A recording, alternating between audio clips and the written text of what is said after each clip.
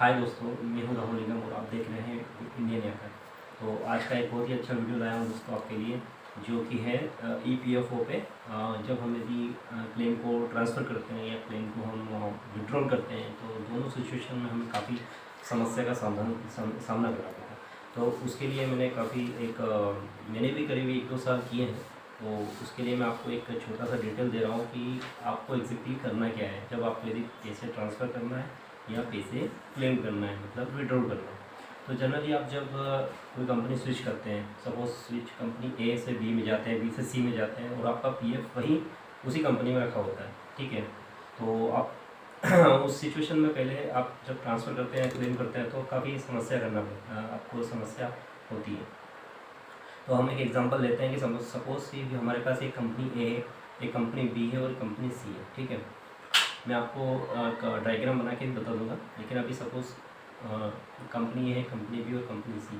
तो यदि आप कंपनी ए से कंपनी बी में जाते हैं तो जनरली आप जो आपका पीएफ है उसको आप ट्रांसफ़र करते हैं दूसरी कंपनी में। इसके लिए आप ईपीएफओ पे अपना अकाउंट बनाते हैं और वो पैसे आप ऑनलाइन ट्रांसफ़र कर लेते हैं, राइट, एक कंपनी से दूसरी कंपनी में। और ये सेम जो रहता है वो एक क्लेम के लिए रहता है। यदि आपको विड्रॉल करना है तो आप अपना अकाउंट नंबर देके उसे विड्रॉल कर लेते हैं। तो हम यहाँ पर सबसे पहले ये बोलेंगे कि आप कंफ्यूज ना हो कि क्लेम में एक होता है ट्रांसफ़र और एक होता है विड्रॉल। मतलब आप पहले ये डिसाइड कर लें कि आपको अपना पैसा विड्रॉल करना है या आपको अपना पैसा ट्रांसफ़र करना है उस कंपनी में। तो पहले तो यही क्लियर कर लें, क्योंकि काफ़ी लोगों को ये कन्फ्यूज़न हो जाता है कि दोनों चीज़ें एक हो जाती है। यदि बंदा ट्रांसफ़र करना चाहता है तो वो क्लेम का प्रोसेस करता है विड्रॉल का, और यदि किसी को विड्रॉल करना है तो वो ट्रांसफ़र का प्रोसेस करने लग जाता है और बीच में कहीं ना कहीं ये प्रोसेस स्टक हो जाती है। तो हम 1 बाय 1 लेके चलेंगे दोस्तों इस वीडियो में कि करना क्या है एग्जैक्टली हमें। तो सबसे पहले मैं आपको बताऊंगा कि जो भी कंपनी होती है वो पहले होती है एग्जम्प्टेड और नॉन एग्जम्प्टेड। एग्जम्प्टेड का मतलब होता है कि जो कंपनी अपने गवर्नमेंट के थ्रू जो पीएफ को हैंडल करती है, जिसके पूरे रूल गवर्नमेंट के होते हैं ईपीएफओ के, उसे हम बोलते हैं एग्जम्प्टेड। और नॉन एग्जम्प्टेड का मीनिंग होता है कि आपकी कंपनी के कुछ कंडीशंस गवर्नमेंट के थ्रू है और कुछ वो खुद हमारा ही, मतलब खुद का लोकल ही वो मतलब ट्रस्ट बोल सकते हैं, ट्रस्ट में चल रही है, ठीक है। तो ये एक डिफरेंस आपको समझना है। अब सपोज आप कंपनी ए से कंपनी बी में आपने स्विच कर लिया है, ठीक है, और आपका पीएफ अभी फर्स्ट कंपनी में ही रखा हुआ है, क्योंकि फर्स्ट कंपनी यदि ट्रस्ट पे चलती है तो वो आपको इतना इजीली पीएफ ट्रांसफ़र नहीं करेगी और ना ही वो पीएफ का अमाउंट आपको ईपीएफओ की साइड पे दिखेगा। तो काफ़ी टाइम हो जाता है, 5-6 महीने हो जाते हैं और हम मतलब प्रोसीजर करते रहते हैं, लेकिन वो पैसा ट्रस्ट में ही रखा रहता है। तो आफ्टर 6 मंथ के बाद वो पैसा आपका जब कंपनी बी में आता है, पर इन द केस सपोज आप उस बी कंपनी को भी उस समय स्विच कर चुके हो यदि सपोज, ठीक है, और या फिर नहीं करें, ठीक है, पर वो पैसा उसमें बहुत टाइम के बाद आता है कंपनी बी में, क्योंकि कंपनी ए उसे विड्रॉल ही नहीं कर रही है, कंपनी उसे तो कंपनी ए से कंपनी बी में जो पैसे का अमाउंट है वो उधर ट्रांसफ़र हो ही नहीं रहा है। तो हम इसमें 2 कंडीशन है मैं आपको बताना चाहूँगा कि आप पहले तो ये कि आप ईपीएफओ का अपना अकाउंट बना लें, और ईपीएफओ पे मैं मान के चल रहा हूँ कि आपको पूरा उसका नॉलेज है, मतलब आपका अकाउंट है, कैसे आपको पासबुक देखना है, कैसे आपको ट्रांसफ़र करना है, ये सब चीज़ें आपको यदि नहीं पता है तो आई बटन में मैं दोनों के वीडियो डाल दूंगा, आप उसे आराम से देख सकते हैं कि आपको कैसे अकाउंट बनाना है, कैसे ऑनलाइन ट्रांसफ़र करना है या ऑनलाइन विड्रॉल करना है, ये सब वीडियो ऑलरेडी बने हुए हैं, ठीक है। आपको उसमें जाके सिर्फ सम प्रोसेस करना है, जैसे आपका यूएन नंबर एक्टिवेट होना चाहिए, आपका पासवर्ड सब कुछ होना चाहिए, आप वहाँ ऑनलाइन कर सकते हैं। पर समस्या वहाँ आती है दोस्तों, यदि आप क्लेम करना चाह रहे हैं या आप ऑनलाइन विड्रॉल करना चाह रहे हैं, ट्रांसफ़र करना चाह रहे हैं, कि कभी कभी ऑनलाइन में भी कुछ एरर आ जाती है। जैसे एक एरर आती है कि आप तो पहले ही ऑलरेडी ये कर चुके हैं, आप नेक्स्ट कर नहीं सकते, ठीक है। तो दूसरा पॉइंट ये है दोस्तों, यदि आप ऑनलाइन ट्रांसफ़र कर रहे हैं किसी भी कंपनी से, कंपनी ए से कंपनी बी में, तो ध्यान रखें वो आप एक ही बार कर सकते हैं, 2 बार नहीं कर सकते हैं। यदि आपने दूसरी बार किया तो आपको एरर आएगा, ठीक है। किसी किसी सिस्टम में हो भी जाता है पर जनरली एरर आता है। क्यों? क्योंकि ये एक ही बार अलाउ करता है। तो मेक श्योर आप जब भी ट्रांसफ़र करें तो आपको एक ही बार में पूरा का पूरा पीएफ अमाउंट दूसरी कंपनी में ट्रांसफ़र करना है या क्लेम करना है। अभी दोनों में मैं कन्फ्यूज़न नहीं करूँगा दोस्तों, आज हम सिर्फ ट्रांसफ़र की बात करेंगे, क्लेम की बात कभी और कर लेंगे। तो मैं आपको बस इतना बता देता हूँ कि यदि आप क्लेम या विड्रॉल करते हैं तो आपको एक फॉर्म भरना पड़ता है, इसका नाम है कंपोजिट क्लेम फॉर्म, जो कि आधार फॉर्म बोलते हैं हम इसे। इसमें पूरी डिटेल देना होती है, ये मैं आपको उसका फ़ोटो डाल दूँगा वीडियो में बाद में। तो एक आधार फॉर्म भरना पड़ता है, और ये मैं ऑफलाइन की बात कर रहा हूँ, ओके। और एक आपको फॉर्म 15 GB भरना पड़ता है जो कि टैक्स के लिए लिया जाता है। तो ये जब आप विड्रॉ करते हो, जैसा क्लेम करते हो किसी कारण से, घर बनाने में, शादी में, या कोई डिसीज़ में, बीमारी में, तो वो क्लेम के लिए, ठीक है। ये दो चीज़ें हैं, एक तो आप ऑफलाइन करेंगे तो आपको EPO ऑफिस जाना पड़ेगा। मेरा ये मानना है कि आप EPO ऑफिस जाइए और वहाँ पे आपका काम आसानी से हो जाता है। थोड़ा टाइम लगता है, टोकन देते हैं, सब कुछ होता है, पर प्रोसीजर आपको इंक्वायरी में सब मिल जाता है, वहाँ हो जाता है। आप एजेंट के थ्रू, मेरे हिसाब से यदि आपके पास टाइम है तो आप EPO ऑफिस जाके सिंपल करा सकते हैं। तो ये बात हम बाद में करेंगे जो विड्रॉल की है। आज हम सिर्फ ट्रांसफ़र की बात करेंगे दोस्तों।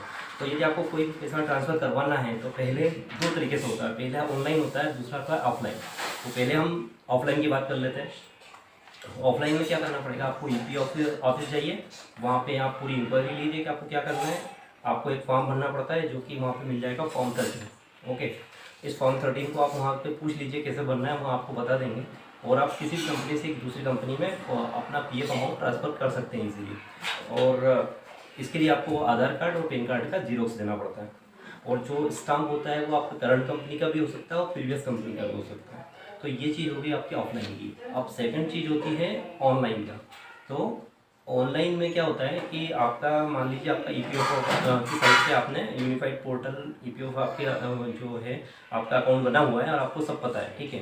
तो आपको इसमें लॉगिन करना है। लॉगिन करने के बाद ये भी वीडियो में आप डाल दूंगा थोड़ी देर में। और इसमें आपको ऑनलाइन सर्विस में जाना है।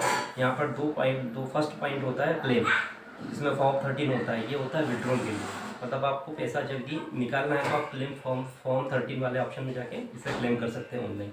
और दूसरा आता है 1 मेंबर 1 EPF अकाउंट। ओके, तो इसमें ट्रांसफ़र रिक्वेस्ट होती है।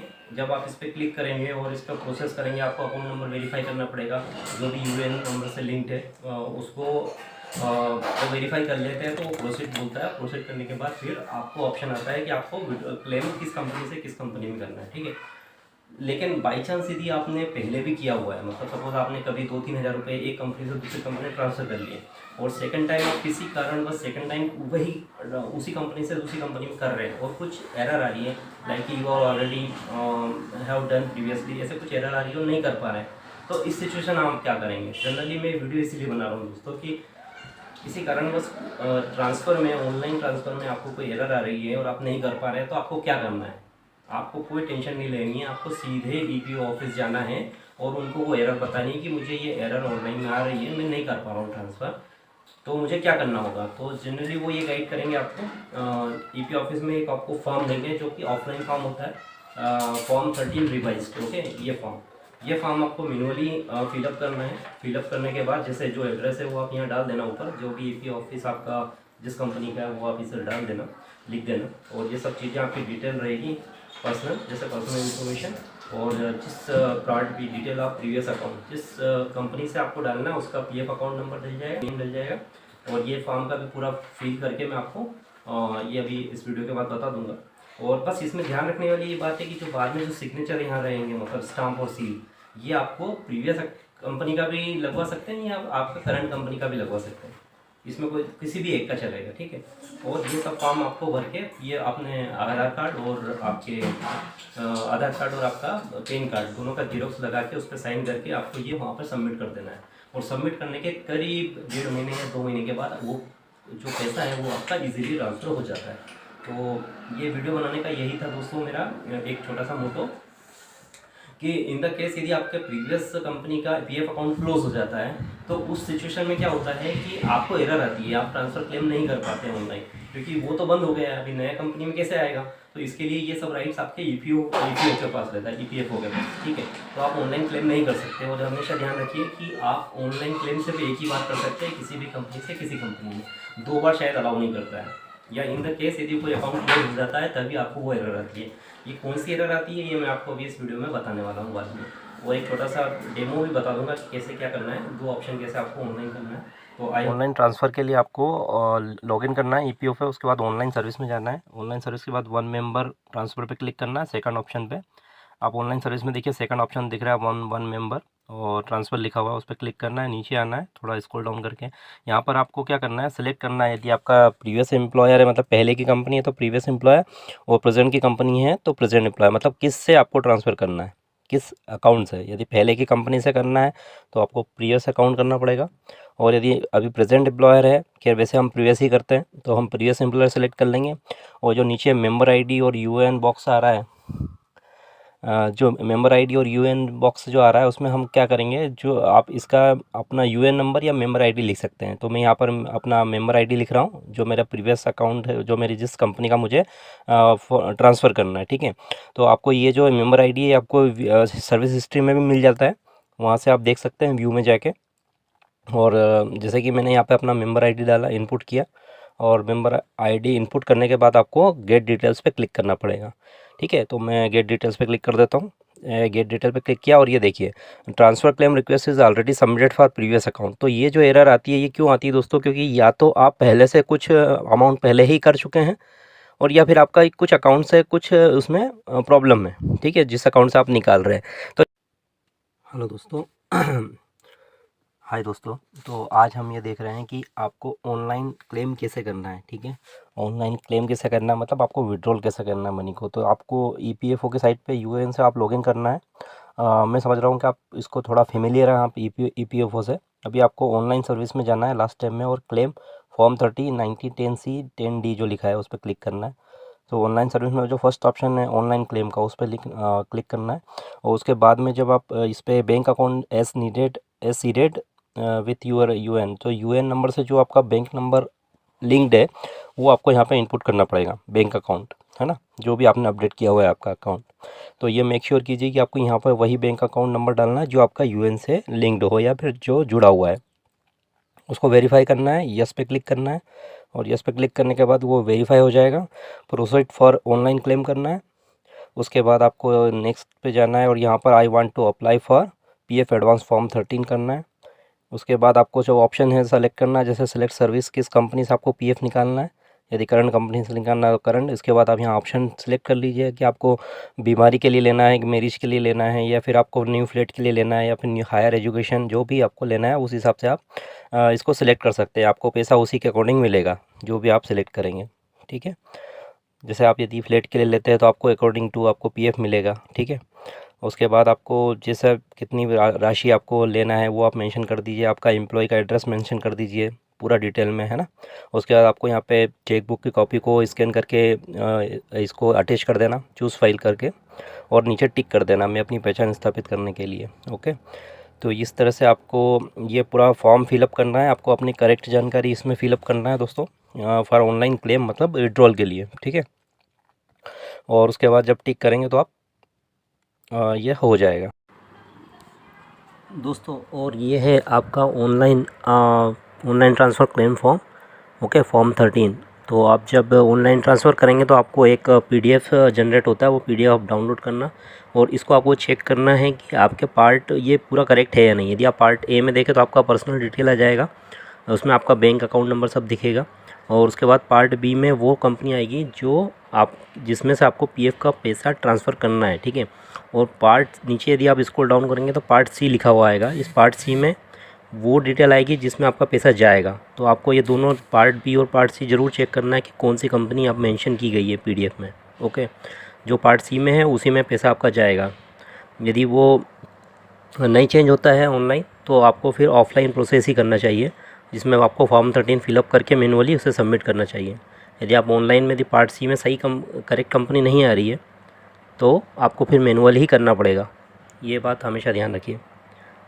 तो ये जो फॉर्म रहेगा वो कहाँ से डाउनलोड होगा, जब आप अपने जो ऑनलाइन क्लेम रहता है ट्रांसफ़र, राइट, क्लेम सॉरी, जो ट्रांसफ़र वाला ऑप्शन रहता है ऑनलाइन सर्विस में, वहाँ पर आप जब करेंगे प्रोसेस तो आपको राइट हैंड साइड में ये फॉर्म डाउनलोड होने के लिए वो आप कर सकते हैं डाउनलोड पीडीएफ में।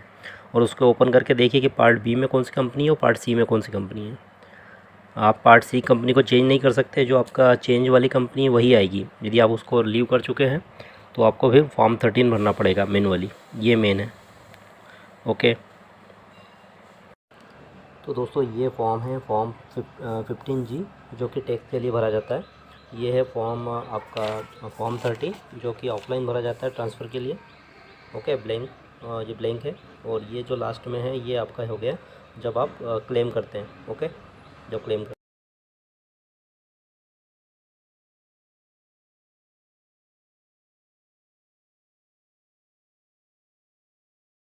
आई होप ये दोस्तों ये वीडियो आपको बहुत पसंद आएगा। यदि पसंद आता है तो लाइक कीजिए, शेयर कीजिए और सब्सक्राइब कीजिए। मिलते हैं किसी नए किसी वीडियो में। Bye bye, see you, take care.